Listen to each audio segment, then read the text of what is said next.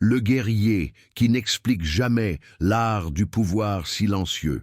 Avez-vous remarqué que les personnes les plus puissantes ne se justifient jamais? Elles n'expliquent pas leurs décisions, ne défendent pas leurs choix, ne plaident pas leur cause. Elles agancent simplement et le monde s'incline. Ce n'est pas de l'arrogance, c'est quelque chose de bien plus profond. C'est une compréhension fondamentale de la nature du pouvoir que Machiavel lui-même reconnaîtrait instantanément. Dans ce monde où et tout le monde crie pour être entendu, où chacun se précipite pour justifier chaque pensée, chaque action, chaque respiration, il existe une arme silencieuse que presque personne ne maîtrise. Une arme si subtile qu'elle passe inaperçue, mais si dévastatrice qu'elle renverse des royaumes sans lever un doigt. Cette arme, c'est le refus absolu de s'expliquer. Et si vous apprenez à la manier, vous ne serez plus jamais le même.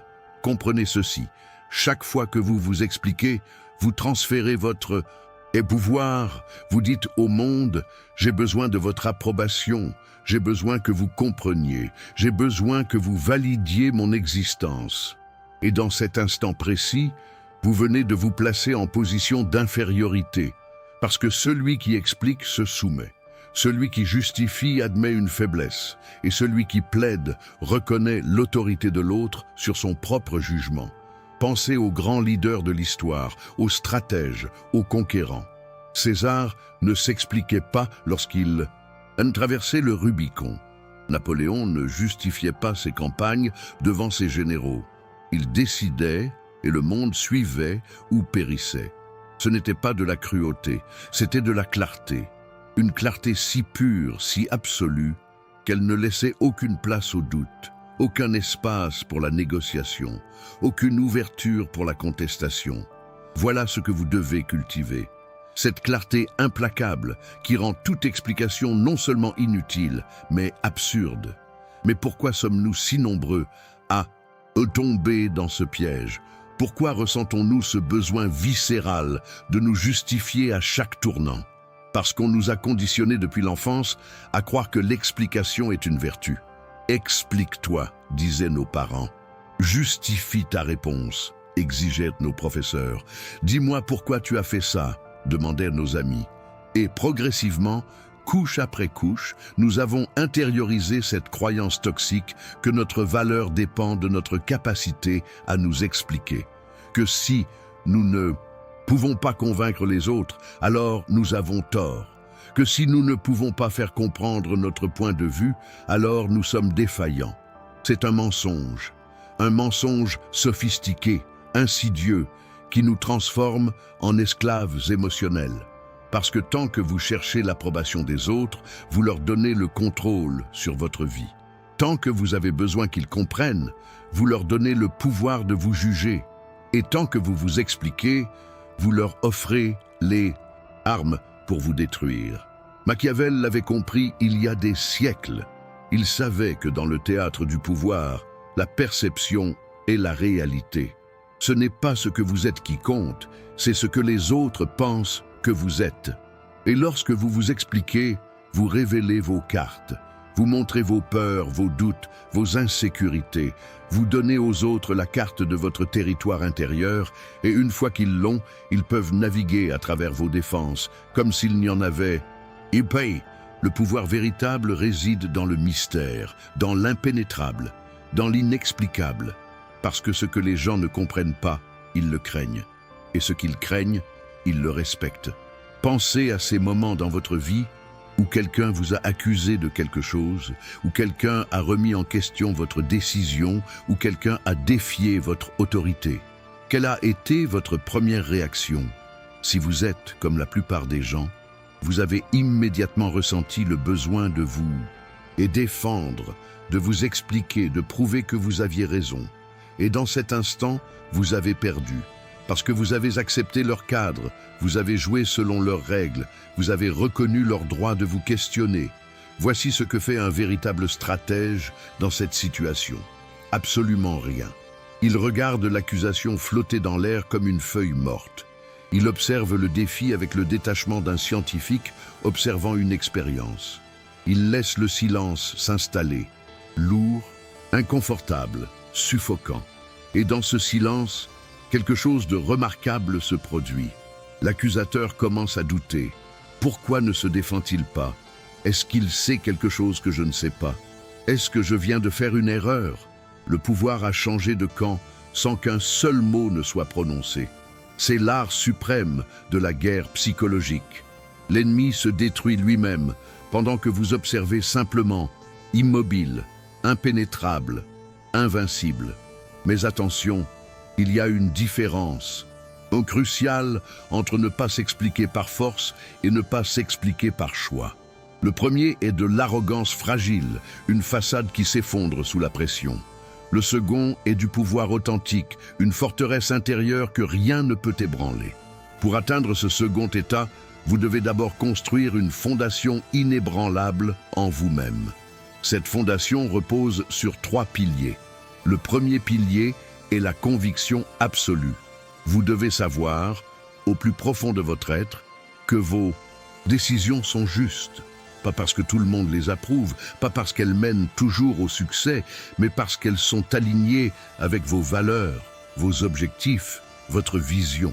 Cette conviction ne peut pas être empruntée, elle ne peut pas être fausse, elle ne peut venir que d'un travail intérieur rigoureux, d'une connaissance de soi impitoyable, d'une honnêteté brutale envers vous-même. Lorsque cette conviction est en place, l'opinion des autres devient du bruit, leur jugement devient insignifiant, leurs questions deviennent absurdes, parce que vous savez, et celui qui sait vraiment n'a pas besoin de prouver. Le deuxième pilier est l'indépendance émotionnelle. Tant que votre estime de vous-même dépend de l'approbation externe, vous serez manipulable. Tant que vous avez besoin que les autres vous comprennent, vous serez vulnérable. Tant que leur validation vous importe, vous serez leur prisonnier. L'indépendance émotionnelle signifie que vous avez déplacé votre centre de gravité de l'extérieur vers l'intérieur, que votre paix ne dépend plus de ce que les autres pensent, disent ou font, que votre valeur n'est plus à vendre sur le marché de l'opinion publique. C'est peut-être le travail le plus difficile que vous entreprendrez jamais, car il va à l'encontre de millions d'années d'évolution qui nous ont programmés pour rechercher l'acceptation du groupe. Mais c'est aussi le travail le plus libérateur, parce qu'une fois que vous ne dépendez plus de personne pour votre équilibre émotionnel, vous devenez indestructible. Le troisième pilier est la discipline du silence. Dans un monde où tout le monde parle constamment, le silence est devenu l'arme la plus puissante. Mais pas n'importe quel silence. Pas le silence de celui qui ne sait pas quoi dire ou de celui qui a peur de parler. Non, le silence stratégique. Le silence choisi, le silence qui communique plus que 1000 mots. Ce silence dit « Je n'ai pas besoin de me justifier devant vous ». Il dit « Mon temps et mon énergie sont trop précieux pour être gaspillés en explications inutiles ». Il dit « Je suis tellement certain de moi que votre opinion n'a aucun poids ». Et ce message est reçu 5 sur 5, même si aucun mot n'est prononcé. En fait, surtout si aucun mot n'est prononcé, parce que les mots peuvent être contestés, analysés, déformés. Mais le silence est absolu. Il ne donne aucune prise, aucune ouverture, aucune vulnérabilité. Maintenant, comprenez ceci. Ne pas s'expliquer ne signifie pas être inaccessible ou cruel. Cela ne signifie pas ignorer les gens ou refuser toute communication. Cela signifie être extrêmement sélectif sur ce que vous partagez, avec qui vous le partagez et pourquoi vous le partagez. Cela signifie faire la différence entre partager et se justifier, entre communiquer et plaider, entre informer et supplier. Lorsque vous parlez, ce doit être parce que vous avez choisi de le faire, pas parce que vous vous sentez obligé, parce que cela sert votre objectif, pas parce que vous cherchez l'approbation, parce que c'est stratégiquement avantageux, pas parce que vous avez peur du jugement. Cette distinction est subtile, mais cruciale. C'est la différence entre un roi qui adresse son peuple et un mendiant qui plaide pour des pièces. Voyons maintenant comment cela s'applique dans la vie réelle. Imaginez que vous prenez une décision importante. Peut-être quittez-vous un emploi stable pour poursuivre une vision. Peut-être mettez-vous fin à une relation qui ne vous sert plus. Peut-être déménagez-vous dans une nouvelle ville, contre l'avis de tous. Les gens vont questionner, ils vont critiquer, ils vont vous demander de vous expliquer, encore et encore. Pourquoi fais-tu ça? Es-tu sûr? N'est-ce pas trop risqué? Qu'est-ce que tu vas faire si ça ne marche pas? Voici ce que fait la personne moyenne. Elle se lance dans une explication détaillée, essayant de convaincre chaque personne que sa décision est sage. Elle épuise son énergie à défendre son choix, à répondre aux objections, à apaiser les peurs des autres. Et à la fin, elle est vidée, douteuse, peut-être même prête à abandonner. Pourquoi? Parce qu'elle a donné son pouvoir. Voici ce que fait le stratège. Il sourit calmement et dit « J'ai pris ma décision. Point final. Pas d'explication détaillée, pas de justification émotionnelle, pas de plaidoyer désespéré, juste une déclaration simple et claire. Et quand les gens insistent, quand ils poussent, quand ils demandent « Mais pourquoi ?» Il répète simplement « C'est ma décision ». Ou mieux encore, il ne dit rien du tout. Il laisse le silence parler pour lui. Et quelque chose de magique se produit. Les gens arrêtent de pousser. Pas parce qu'ils comprennent, pas parce qu'ils sont d'accord, mais parce qu'ils sentent qu'ils ont atteint un mur infranchissable. Ils réalisent qu'aucune argumentation ne changera quoi que ce soit.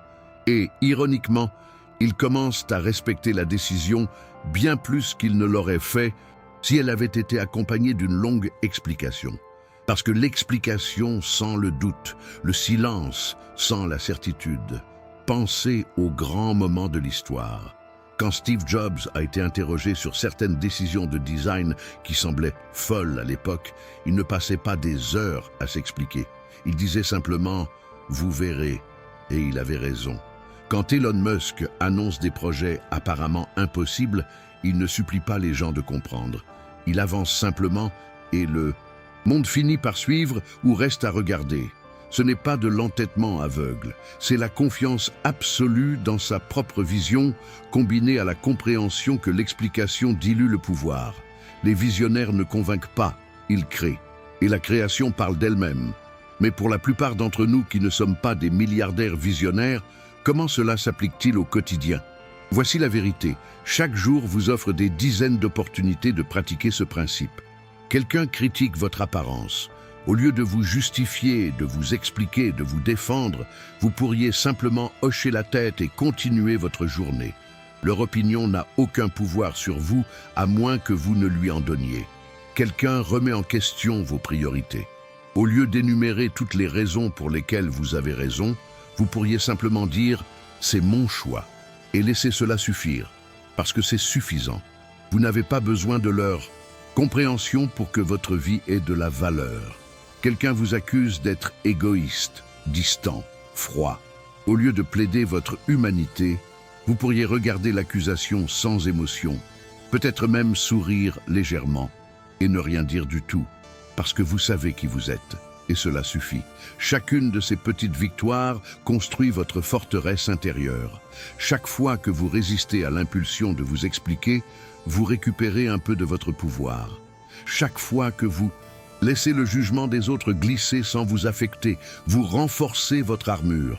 Et avec le temps, vous devenez quelque chose de rare et de précieux. Quelqu'un qui ne peut pas être manipulé, contrôlé ou brisé par les opinions des autres. Mais attention, ce chemin a un prix.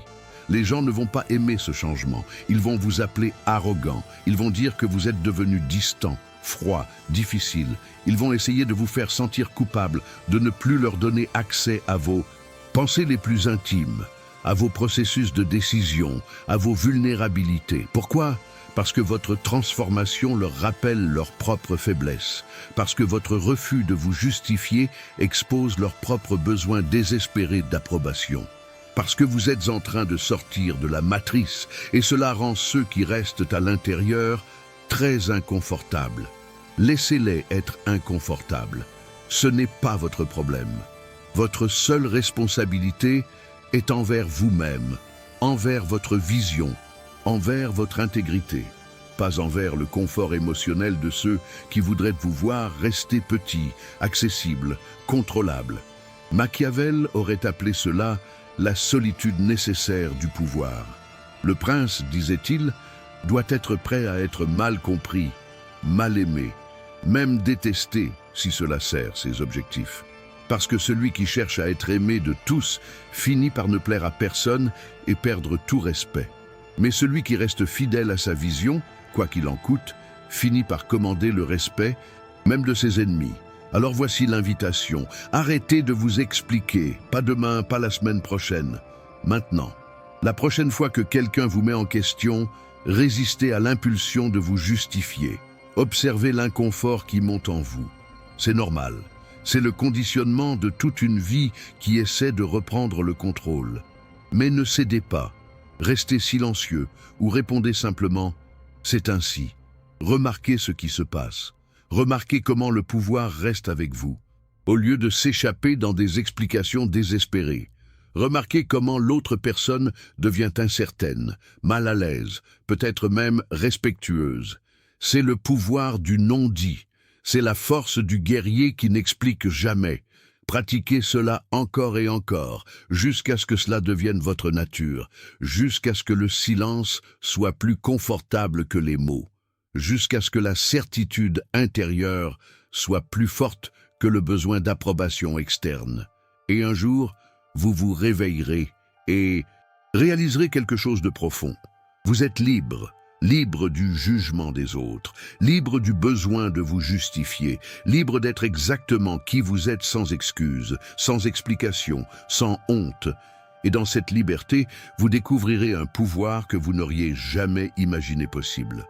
Le pouvoir de traverser ce monde comme un fantôme, influençant tout, contrôlé par rien, expliqué par personne. Parce que voilà la vérité ultime que personne ne vous dira. Ceux qui s'expliquent constamment sont des esclaves.